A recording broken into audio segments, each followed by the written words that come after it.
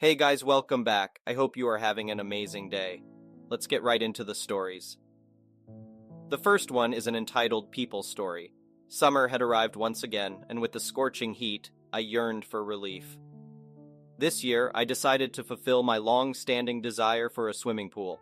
After weeks of anticipation, my backyard oasis finally stood before me, a magnificent pool that seemed to beckon with promises of relaxation and joy. However, just as life tends to balance its highs with lows, a storm of trouble loomed on the horizon. Within our seemingly idyllic neighborhood, one neighbor stood out like a sore thumb, a relentless Karen whose antics never failed to test the patience of all those around her.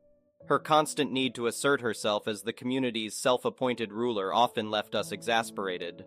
Little did I know that my encounter with her would be far from ordinary. One sunny afternoon, I found myself tending to the front yard, meticulously mowing the grass, when Karen halted in front of my house. With an air of entitlement, she approached me, her tone dripping with arrogance. "I noticed you built a swimming pool. When can my children come for a swim?" she demanded, her condescension palpable. Taken aback by her audacity, I responded firmly, "I'm sorry, but the pool is for my family and friends only. Public pools are available nearby, and I suggest you make use of them." But Karen, never one to be deterred, launched into a tirade about the supposed obligations of living in a neighborhood, insisting that I should share my pool with her family. Ignoring her baseless claims, I resumed my task, attempting to drown out her unwelcome presence. The following day, I awoke to a rude awakening, an alarming sight that would leave me speechless. Peering out the window, I witnessed Karen and her children frolicking in my prized pool. Shock coursed through my veins, stealing my breath and igniting a fire within me. Without a moment's hesitation, I burst out of the house, my anger fueling my every step. "What the hell are you doing on my property? Get out!" I shouted, my voice thundering with righteous indignation. Nonchalantly, Karen dismissed my rage, insisting they were almost finished and would leave in 10 minutes. Her deliberate slowness in dressing her children, relishing the chaos she had wrought, sent my heart racing with fury. Seething, I warned her through gritted teeth, "If I ever catch you trespassing on my property again, you'll regret it." In response, she smirked and taunted me with claims of my alleged criminality, asserting her right to use my pool. The encounter left me seething with anger, my mind consumed by thoughts of revenge. Days passed, and I found myself away from home on a work trip, eager to escape the mounting tension.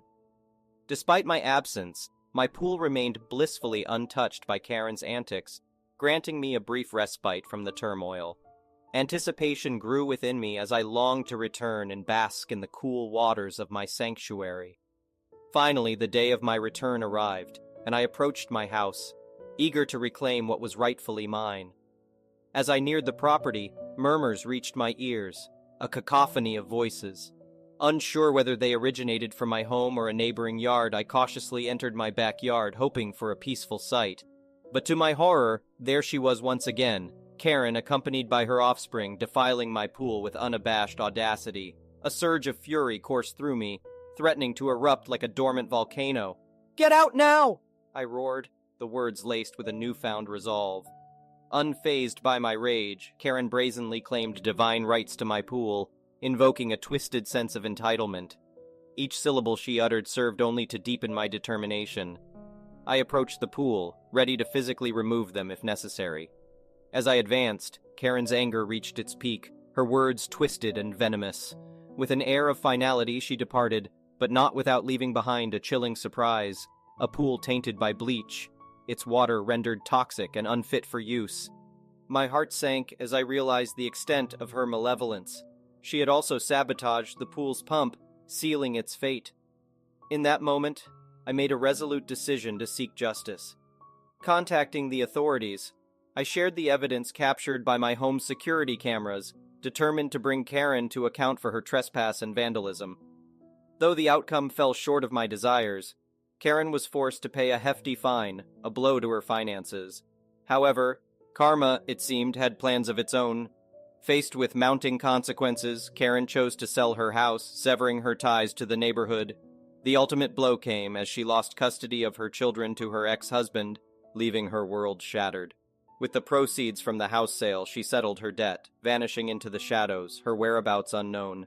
While I harbor no desire to delve into Karen's fate, I find solace in the knowledge that justice was served.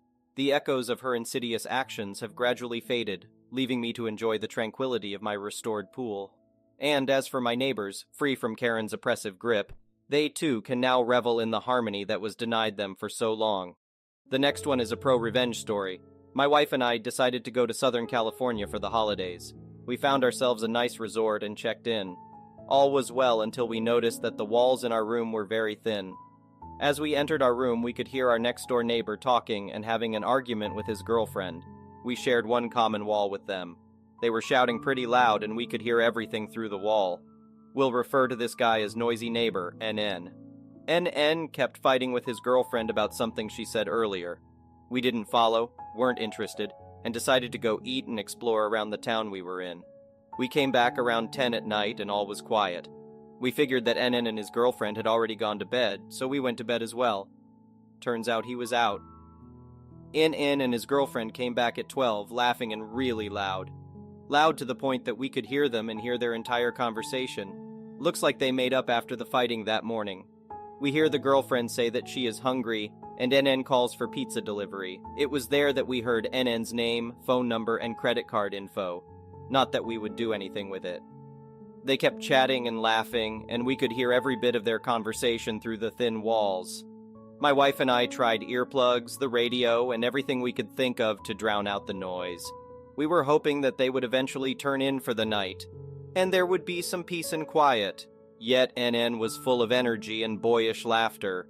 Finally, at around 2 a.m., we decided to call the concierge and let the resort security deal with it. The resort we stayed at was meant for mindfulness and meditation, so it did enforce some quiet hours.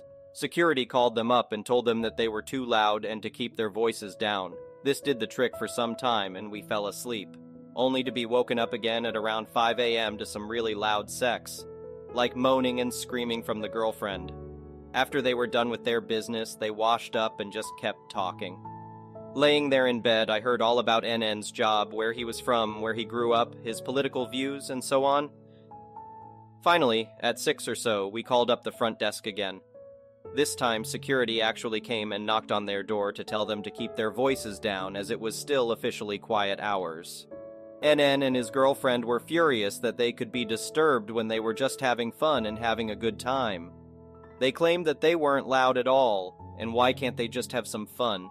They threatened to leave poor reviews for the resort and made sure that all of their friends would hear about this. Security took all that in, gave them their warning, and left.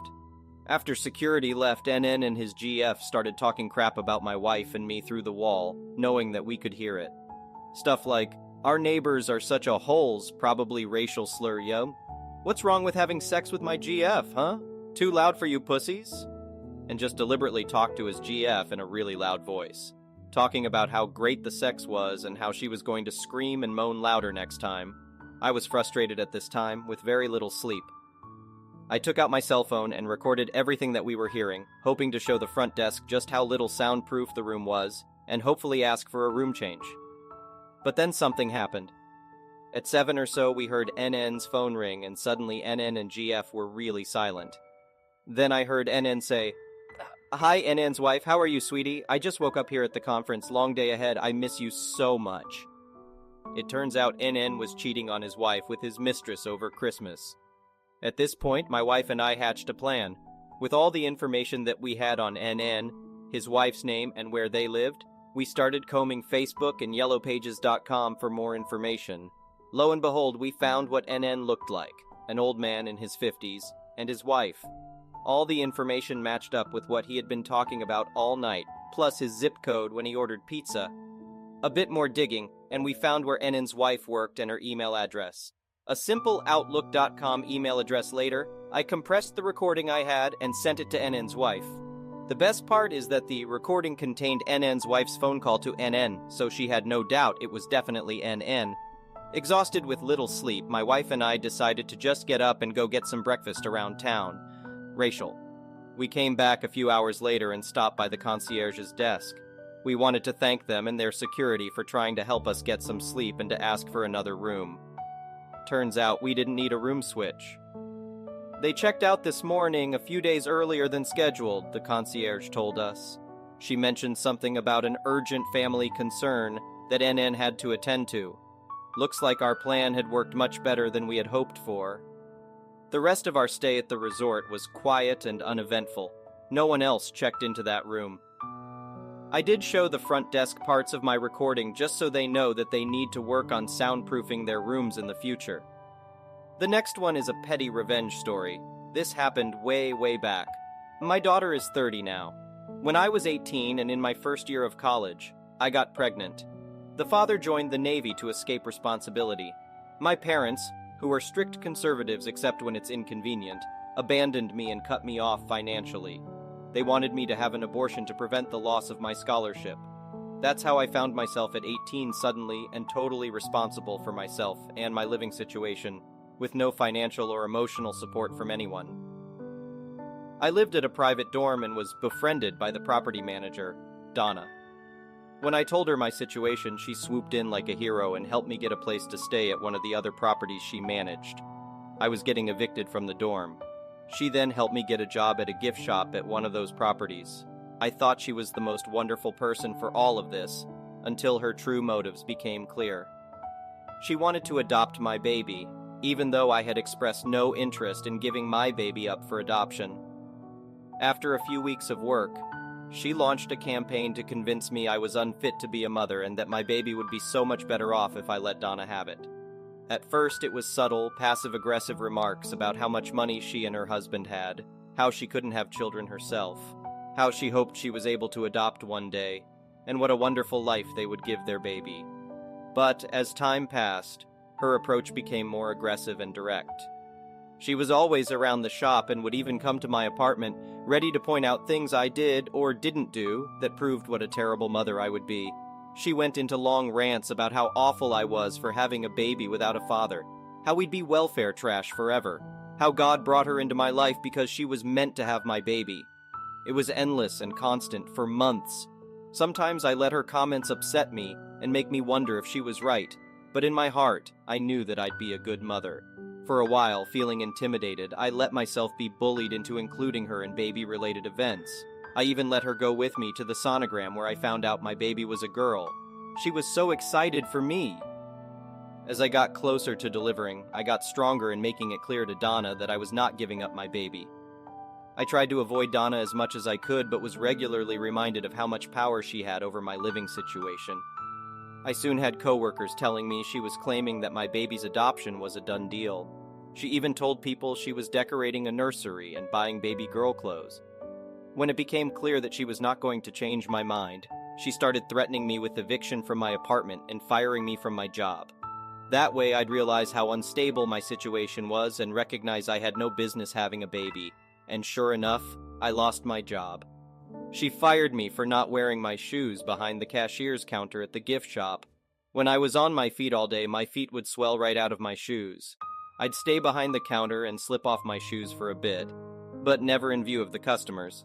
Still, that was reason enough in Donna's mind to teach me a lesson. It didn't take long after losing my job to also lose my apartment. I ended up couch surfing and even spent some time homeless until I got some housing assistance.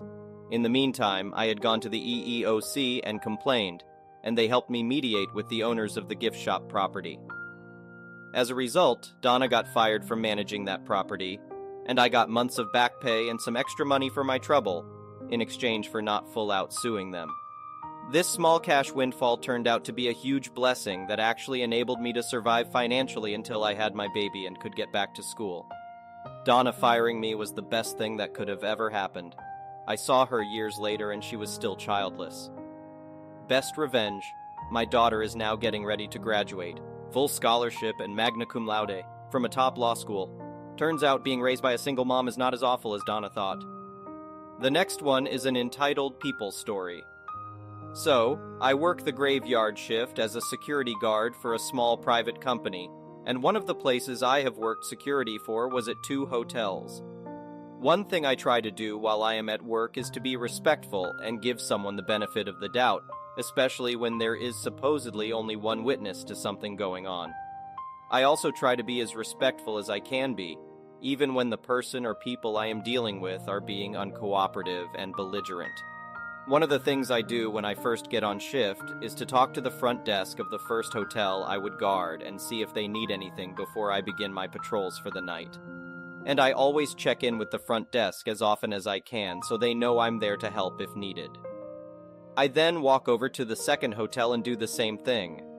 Most of the time they ask me to go to a room and knock to let the guests know they are being a little too loud and that there is a noise complaint, and the guest usually apologizes and then quiets down for the night. This night in question, I had to deal with 3 entitled parents.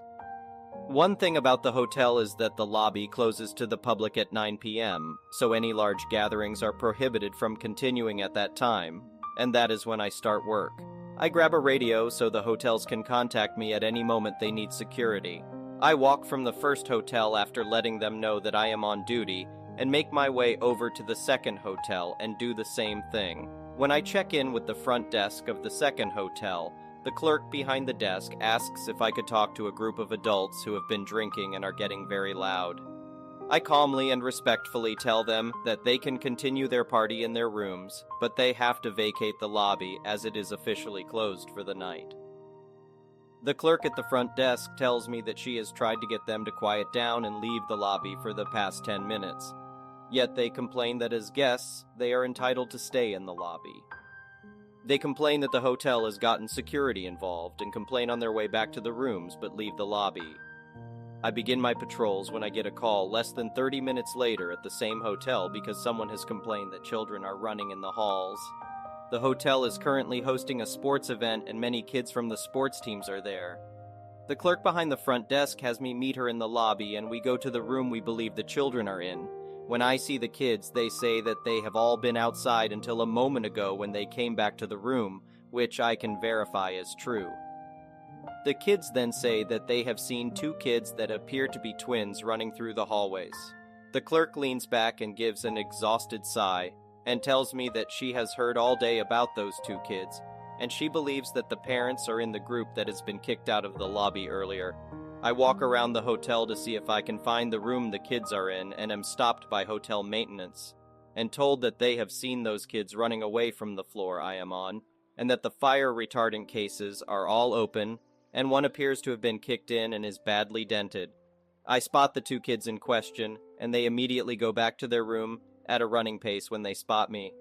I find out what room they are in and report everything to the clerk before going to the first and second floor to find out if any more damage has happened. A guest tells me that they saw 2 twins running around the second floor, and I find all of the cases open except one that has been broken. It is missing the handle and the glass is cracked. I go to the lobby and show the pictures of all the damage done, and the clerk calls her manager directly at 10 p.m. on a Saturday night. For those who don't know, most hotel management is never in on the weekends. The manager says that these kids and their parents need to leave immediately and charges the room for all damages done to the hotel. I wait until 10:30 p.m. to go to the room, hoping that the parents will be back in the room. I go up to the room and knock on the door, and one of the kids responds. The encounter goes as follows. OP, hello, I am security for the hotel. Are your parents in the room? Entitled kid. No. OP, can you tell me where your parents are? Entitled kid, in another room. OP, can you tell me what room they are in? The entitled kid tells me what room the parents are in, and I immediately tell the children to contact their parents and have them meet me at the room.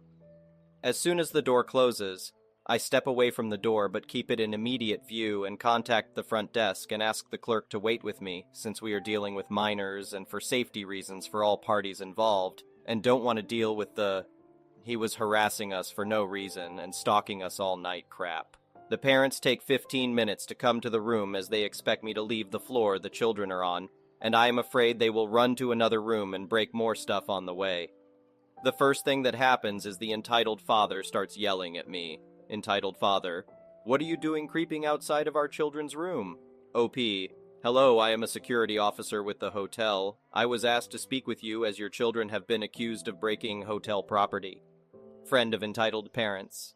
So you thought you would harass young boys? Do you get off on doing that or something? OP, sir, your children have been accused of breaking hotel property.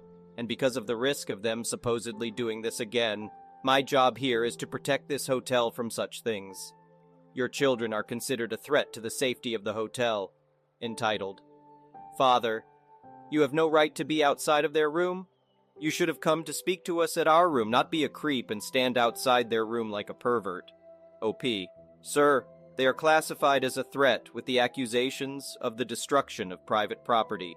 As it stands, the hotel managers have made it clear that you are no longer guests here and you must leave the property immediately. Entitled Mother, you have no proof that our children are behind this. They have behaved perfectly and they have been in their rooms all night. Unfortunately, as they keep trying to yell and talk over me, I am beginning to get irritated and am losing my polite attitude and starting to become that extreme a-hole security guard with the cop attitude that no one wants to deal with. OP, that's bullcrap. I have hotel staff that has seen them outside of their room. I have guests in the hotel that have seen them outside of their room, and I have personally seen that they have been outside of their room. Entitled Mother, everyone else is lying and personally targeting our children, including you. There are many children here that could be the culprits behind these accusations, but you are just choosing to blame everything on our children.